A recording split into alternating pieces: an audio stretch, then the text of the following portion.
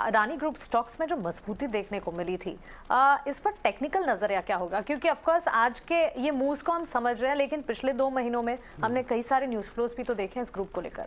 और तीनों ही स्टॉक, तो मैंने 3 स्टॉक स्पेसिफिकली यहाँ पे कवर किया, अदानी पोर्ट्स, अदानी एंटरप्राइज और अंबुजा सीमेंट्स। और तीनों की जो बिहेवियर है वो कम्प्लीटली डिफरेंट है। मैं एग्जांपल दूंगा, जैसे कि एक टेस्ट मैच, एक ओडीआई और एक T20 match. For example Adani ports की जब हम बात कर रहे हैं तो स्टॉक ओवरबॉट नेचर पे था जब जनवरी सीरीज में था। उसके बाद में स्टॉक जैन एंड में जब अदानी स्टॉक्स करेक्ट कर रहे थे तो स्टॉक ने भी करेक्शन किया और वापस से स्टॉक ओवरबॉट नेचर पे आ चुका है। अदानी एंटरप्राइज की बात करें तो स्टॉक कल तक मेजर ओवरसोल्ड टेरिटरीज पे था। तो ये जब मेजर ओवरसोल्ड में हो जाता है तो वहाँ पे शॉर्ट कवरिंग बहुत ज़्यादा स्ट्रॉन्ग और फास्ट होती है। उसके लिए अगर हमने देखा कि लास्ट 2 डेज से अदानी एंटरप्राइज में बहुत स्ट्रॉन्ग और विशियस प्राइस रैलीज आ रही है 15% के आसपास की। अंबुजा सीमेंट की बात करें तो ये एक स्लो एंड स्टडी मूवर हो चुका है, बिकॉज स्टॉक की जो ओपन इंटरेस्ट डेटा थी, जो इंडिकेटर्स थी, वो अभी भी न्यूट्रल टेरिटरी पे ही है। तो ये इंडिकेट कर रहा है कि यहाँ पे हम एक्सपेक्ट कर सकते हैं अंबुजा सीमेंट शायद अंडर परफॉर्म कर सकता है या बहुत स्लो और ग्रेजुअल पिकअप आ सकता है यहाँ पे।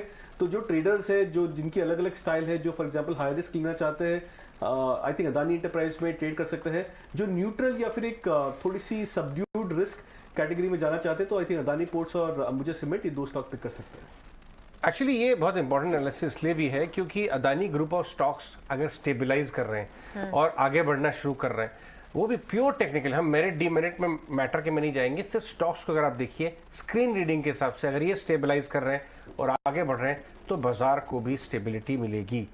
ये एक पॉइंट और खैर अपॉर्चुनिटीज तो इन्होंने बताई।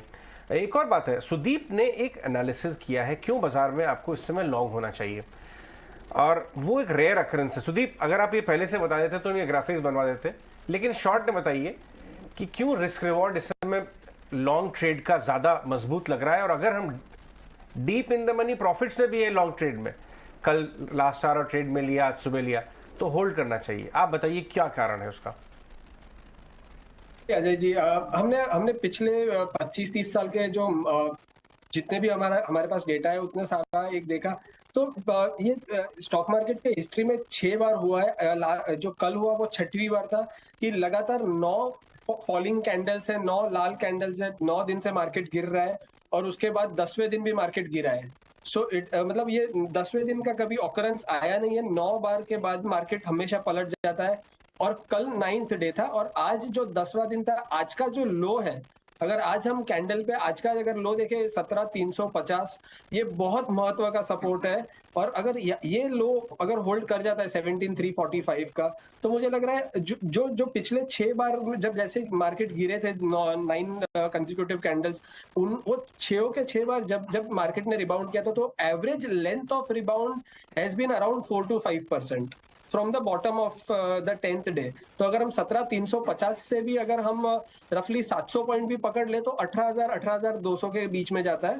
पर हम एक लेवल, जैसे कुणाल ने जो बहुत अच्छे से विश्लेषण दिया कि सारे लार्ज कैप नहीं चल रहे तो हम we will take 1 level at a time.